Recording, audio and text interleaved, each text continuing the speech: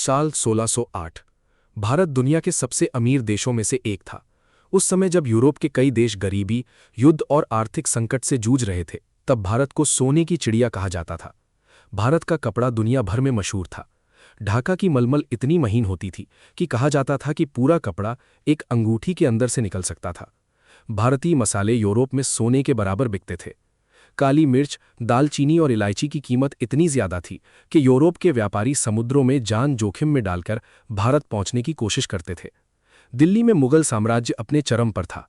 बादशाह अकबर के बाद जहांगीर की सत्ता थी और भारत की अर्थव्यवस्था दुनिया की सबसे बड़ी अर्थव्यवस्थाओं में गिनी जाती थी। लेकिन इसी समय समुद्र के दूसरी तरफ ब्रिटेन में कुछ लोग एक ऐसा सपना देख रहे थे जो आने वाले 250 सालों में भारत की किस्मत बदलने वाला था। 31 दिसंबर 1600 को इंग्लैंड की महारानी एलिजाबेथ फर्स्ट ने एक कंपनी को रॉयल चार्टर दिया। उसका नाम था ईस्ट इंडिया कंपनी। शुरुआत में यह सिर्फ एक व्यापारिक कंपनी थी, लेकिन यह कोई साधारण कंपनी नहीं थी। उसे युद्ध करने का अधिकार दिया गया था, अपनी सेना रखने का अधिकार दिया गया था और दूसरे देशों में किले बनाने की अनुमति थी।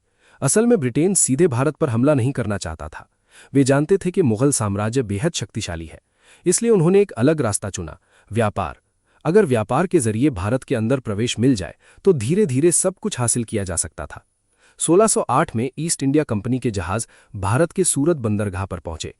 पहली बार अंग्रेज व्यापारी भारत की धरती पर उतरे। वे अपने साथ चांदी, हथियार, विदेशी सामान और सबसे महत्वपूर्ण विनम्रता लेकर आए। वे मुगलों के सामने खुद को सिर्फ व्यापारी दिखा रहे थे। कुछ साल बाद कंपनी के प्रतिनिधि जहांगीर के दरबार में पहुंचे और व्यापार की अनुमति मांगी। मुगल दरबार को लगा कि कुछ विदेशी व्यापारी भारत का क्या बिगाड़ सकते हैं। अनुमति मिल गई और शायद इतिहास यहीं बदल गया। धीरे धीरे कंपनी ने भारत में अपनी फैक्ट्रियां और ट्रेडिंग पोस्ट बनानी शुरू कर दी। सूरत, मद्रास, बॉम्बे और कलकत्ता, हर शहर में कंपनी अपने पैर जमा रही थी। लेकिन व्यापार के साथ साथ वे कुछ और भी बना रहे थे, किले, हथियार और सेना, एक प्राइवेट आर्मी। कंपनी भारतीय युवाओं को नौकरी देने लगी। इन सैनिकों को सिपाही कहा जाता था। गरीब लोगों के लिए नौकरी आकर्षक थी, वेतन मिलता था, खाना मिलता था और धीरे धीरे हजारों भारतीय कंपनी की सेना में शामिल होने लगे। किसी ने कल्पना भी नहीं की थी कि यही भारतीय सैनिक एक दिन अपने ही देश को गुलाम बनाने में इस्तेमाल किए जाएंगे। उसी समय भारत के अंदर एक और समस्या बढ़ रही थी। मुगल साम्राज्य कमजोर पड़ने लगा था। औरंगजेब की मृत्यु के बाद साम्राज्य टूटने लगा। छोटे छोटे राजा और नवाब अपनी सत्ता के लिए लड़ रहे थे। मराठे, नवाब, राजपूत और मैसूर, हर जगह सत्ता संघर्ष चल रहा था। ईस्ट इंडिया कंपनी ने इसी कमजोरी को अपनी सबसे बड़ी ताकत बना लिया। वे एक राजा को दूसरे के खिलाफ इस्तेमाल करते, एक नवाब को दूसरे के खिलाफ हथियार देते, गुप्त समझौते करते, रिश्वत देते, धोखा देते और धीरे धीरे भारत की राजनीति के अंदर घुसते चले गए। कंपनी समझ चुकी थी कि भारत को बाहर से हराना मुश्किल है, लेकिन अगर भारतीयों को आपस में लड़ाया जाए तो जीत आसान हो जाएगी। फिर आया वो पल जिसने भारत का भविष्य बदल दिया। साल 1757, बंगाल। उस समय बंगाल भारत का सबसे अमीर क्षेत्र था। यहाँ की खेती, व्यापार और उद्योग पूरे एशिया में मशहूर थे। लेकिन ईस्ट इंडिया कंपनी अब सिर्फ व्यापार से संतुष्ट नहीं थी, उन्हें सत्ता चाहिए थी। बंगाल के नवाब सिराज उद दौला ने कंपनी की बढ़ती ताकत को रोकने की कोशिश की। उन्होंने कंपनी को चेतावनी दी, लेकिन कंपनी पहले ही उसके दरबार के अंदर घुस चुकी थी। गुप्त रूप से नवाब के सेनापति मीर जाफर को खरीद लिया गया। उसे पैसा, सत्ता और गद्दी का लालच दिया गया। 23 जून 1757, बैटल ऑफ प्लासी। बारिश हो रही थी।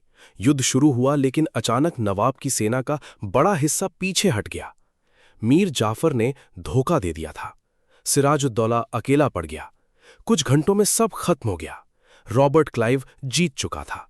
लेकिन यह सिर्फ एक युद्ध की जीत नहीं थी, यह भारत पर ब्रिटिश नियंत्रण की शुरुआत थी। बैटल ऑफ प्लासी के बाद कंपनी को बंगाल की अपार दौलत मिल गई। सोना, चांदी, टैक्स और व्यापार, सब कुछ। इतिहासकार कहते हैं कि बंगाल की संपत्ति ने ब्रिटेन की इंडस्ट्रियल रेवोल्यूशन को ताकत दी। भारत का पैसा ब्रिटेन जा रहा था और ब्रिटेन अमीर होता जा रहा था।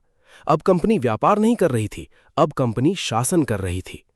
किसानों से भारी टैक्स वसूले गए। अगर टैक्स नहीं दिया तो जमीन छीन ली जाती। कई किसानों को अपनी फसल छोड़कर नकदी फसल उगाने पर मजबूर किया गया। भारतीय उद्योगों को धीरे धीरे खत्म किया जाने लगा। भारत का कपड़ा उद्योग, जो कभी दुनिया का सबसे बड़ा उद्योग था, अब बर्बाद किया जा रहा था।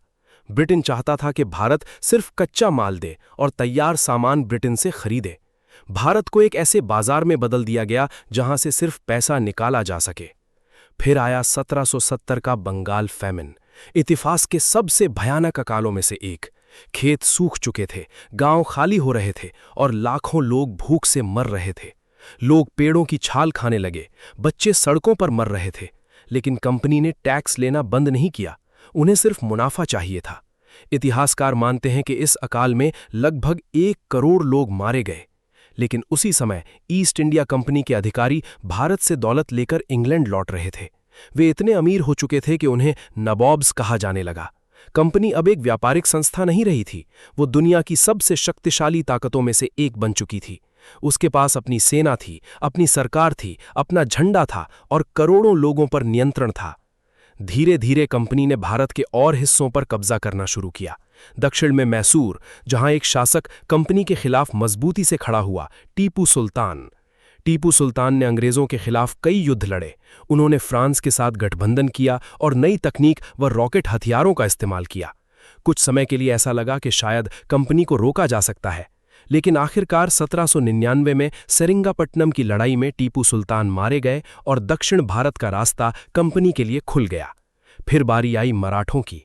मराठा साम्राज्य उस समय भारत की सबसे बड़ी ताकतों में से एक था, लेकिन अंदरूनी संघर्ष और आपसी लड़ाइयों ने उन्हें कमजोर कर दिया। कंपनी ने वही पुरानी रणनीति अपनाई, डिवाइड एंड रूल, और आखिरकार मराठा साम्राज्य भी हार गया। अब भारत का बड़ा हिस्सा कंपनी के नियंत्रण में था, लेकिन अत्याचार भी बढ़ रहे थे। भारतीयों के साथ भेदभाव किया जाता, उन्हें ऊंचे पद नहीं दिए जाते, उनकी संस्कृति और परंपराओं का मजाक उड़ाया जाता। धीरे धीरे लोगों के अंदर गुस्सा बढ़ने लगा। फिर आया 1857, वो साल जिसने कंपनी की नींव हिला दी। कंपनी की सेना में काम करने वाले भारतीय सैनिकों के बीच एक खबर फैल गई कि नई एनफील्ड राइफलों के कारतूसों पर गाय और सूअर की चर्बी लगी हुई है। कारतूस खोलने के लिए उन्हें मुंह से काटना पड़ता था। हिंदू और मुस्लिम दोनों सैनिकों में गुस्सा फैल गया, लेकिन असली कारण सिर्फ कारतूस नहीं था। असली कारण था सालों का अपमान, शोषण और गुलामी। 10 मई 1857, मेरठ, भारतीय सैनिकों ने विद्रोह कर दिया। उन्होंने अंग्रेज अधिकारियों पर हमला कर दिया और फिर वे दिल्ली की तरफ बढ़े। दिल्ली पहुंचकर उन्होंने बुजुर्ग मुगल बादशाह बहादुर शाह जफर को भारत का सम्राट घोषित कर दिया। देखते ही देखते विद्रोह पूरे उत्तर भारत में फैल गया। कानपुर, लखनऊ, झांसी और बरेली, हर जगह आग लग चुकी थी। झांसी की रानी लक्ष्मीबाई अंग्रेजों के खिलाफ युद्ध में उतर आईं। तात्या टोपे, नाना साहेब और बेगम हजरत महल जैसे कई नाम इस लड़ाई का हिस्सा बन गए। कुछ समय के लिए ऐसा लगा कि शायद अंग्रेजों को भारत छोड़ना पड़ेगा, लेकिन ब्रिटिश सेना ज्यादा संगठित थी, उनके पास बेहतर हथियार थे और धीरे धीरे विद्रोह को कुचल दिया गया। हजारों लोगों को मार दिया गया, गांव जला दिए गए और शहर तबाह कर दिए गए। लेकिन 1857 ने एक चीज साबित कर दी, भारत अब हमेशा चुप नहीं रहने वाला था। विद्रोह के बाद ब्रिटिश सरकार ने एक बड़ा फैसला लिया, अब भारत को किसी कंपनी के भरोसे नहीं छोड़ा जाएगा। 1858 में कंपनी को खत्म कर दिया गया और भारत सीधे ब्रिटिश क्राउन के अधीन आ गया। लगभग 250 साल पहले जो लोग भारत में व्यापारी बनकर आए थे, उन्होंने एक पूरे देश को अपने नियंत्रण में ले लिया था।